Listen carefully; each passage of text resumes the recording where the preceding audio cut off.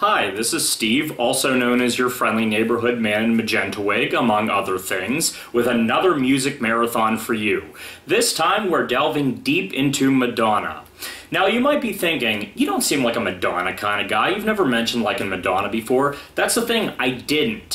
When I was putting together my 90s music store and I was looking through like the $1, $2 CDs, I noticed I kept seeing her earlier like pre-2000 albums quite a lot. So eventually I was like, why don't I just buy these? You know, I always say I know all this stuff about pop culture, but I don't really know that much about Madonna. So I just decided to buy all of her albums and just, you know, go through them one by one, you know, chronological order to educate myself. See if I could tell, you know, what her strengths were, what her flaws were, you know, where she evolved, you know, what changes she made in her style over time. So that's what we're going to talk about in this series of videos. This is my Madonna-thon. Now, as you might have noticed, I'm a completist kind of guy. I like to get everything. So in this marathon, we're not just starting at her first album from 1983. We're going back to 1980. And where does that take us? Well, that takes us to First Time Out of Manhattan, the live recording by her band Emmy and the Emmys. Now, this isn't the easiest CD to find. If you're collecting Madonna stuff, I will warn you, I think like the only copy I saw online was like 50 bucks, so I had to settle for getting this from some Madonna fan blog. But now this is very, very surprising, especially if you're used to her typical kind of music. This is a very punk new wave kind of band she was in. It actually reminds me a hell of a lot of Blondie. All their songs sound very Blondie-ish to me. You almost can't tell it's Madonna because she just doesn't have a Madonna quality to her voice. She really sticks to that sort of sultry, you know, lower register that she uses. But you can tell it's her because she talks a lot in between the songs. Now, for like a small-scale live recording, it's not that bad quality. I mean, you know, if you're worried about hunting that down because it might sound like crap, it's really decent. You might have a little trouble picking out the vocals. You know, the band's pretty loud. Madonna's kind of hard to pick out of the mix sometimes, but it doesn't sound that bad. Now, what surprises me, though, is that it's such a, you know, it seems like such a small-scale live performance, you know. The applause after the songs sound like they're playing for like 5 or 6 people, you know, which is shocking when you realize that she took off, you know, 3 or 4 years later. At this point in time, you can't tell that Madonna the Superstar is going to exist. Now, are there hints of her future career in here? Absolutely. Their song Drowning does make a reappearance later in her career, and actually very soon. I'll get to that in a few minutes here. But yes, if you want to hear where she started, what style she originally sang in, you know, what kind of music she was doing at first, hunt this down. I think it's probably out there under a few different names, but yeah, 10 tracks, first 9 are live, and the last track is a studio version of Drowning. But yes, very, very worth your time. And now album number 2, and I'm probably going to do about 3 albums in all of these videos until we wrap everything up. You know, because 3 seems to be a pretty good number. I can listen to that in a couple days or so. So, album number 2. Now, my version is called In the Beginning. I understand this also is out there under a few different names. I've also seen this under the title Pre-Madonna, but what this is her first recordings from 1980 and 1981, not long after Emmy and the Emmys, where she started doing the music that would make her Madonna. Now, are the ghosts of Emmy and the Emmys still here? Yes, absolutely. Now, I mentioned their song Drowning. That actually becomes her song Burning Up, which first appears on this CD. And there's also another song on here called Laugh to Keep From Crying, which is a real hard-rocking song, you know, not your typical Madonna song, but definitely a great song. It's kind of like the last appearance of her punk roots. But otherwise, as soon as this CD starts, as soon as Crimes of Passion kicks in, you can tell this is the Madonna we know. This is the 80s pop queen that we know.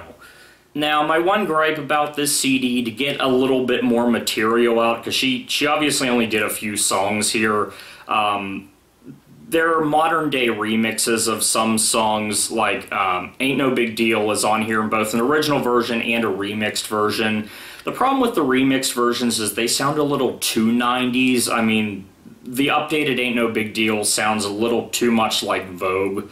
So, you know, they're kind of slipping out of the chronology there a little bit, but still entertaining, well worth your time. You might be able to find this at your local UCD store or something, and, you know, if you like her early style, if you like the, you know, self-titled Like a Virgin style, definitely hunt this down. Alright, now the third and final album in this installment. Well, I was pretty positive about the first two, and that's about to change. This is one of the many CDs, this one being called Give It To Me, of songs that Madonna did with an artist named Otto Van Wernherr. Now, she did this right before her career took off. I think this was from 1982. How do I describe this the best way? Just flat out honest, this CD is the biggest pile of shit I have ever purchased in my life. I mean, I had to listen to it through a second time for the sake of this video, and it just did not. I mean, the first time I heard it, my jaw was on the floor, and then the second time it did not get any better. Now, this is just all around ripoff. I mean, the guy's name is only on it once and in like a barely visible place. You can probably barely see it.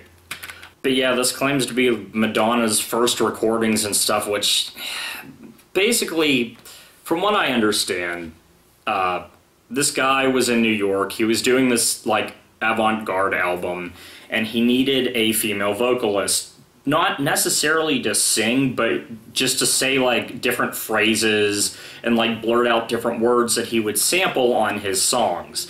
And needing the money, Madonna did that. Now, these recordings sat for a few years, and rightfully so, because they're just not enjoyable at all. And a few years later, you know, around 1986, 1987, when Madonna started really taking off, this Otto guy, seeing an opportunity for money, decided to put these out. Most of these songs actually came out on individual singles, always with like late 80s Madonna pictures, so you looked at them in the store and thought they were like her new hit song. And yeah, no, rip off from beginning to end. She clearly only did vocals for like 3 songs, and then he churned many more out of those by like cutting and pasting parts of her vocals. And the worst part about this is, you know, where he drops her voice in is usually really unfitting. You know, there'll just be like this, you know, generic beat loop going. He'll just throw her voice in completely offbeat, you know, badly cut together different words she said to try to make, you know, new vocal parts, and his voice is really irritating. He has like this very, usually like slowed down, like evil sounding, you know, German movie villain voice, and I hate this CD. So, that wraps up day 1 of our Madonna-thon. On the next episode, I'll be getting into her albums proper. But, just to recap, Emmy and the Emmys, it's rare, but hunt it down. Like I said, look for it on Madonna fan blogs and stuff. You know, these recordings aren't too hard to find, even though the actual CD is. The batch of early pop demos she did, 1980-81, the Pre-Madonna demos, as they're known, definitely hunt this down if you like her early material. Buy this and throw it out a window, I don't care. But, for now, I am Steve, sometimes known as your friendly neighborhood man in Magenta wig. I got many more episodes to come of my Madonna-thon. Join me in learning about the career of the Queen of Pop, and I hope to see you next time. But for now, I bid you adieu.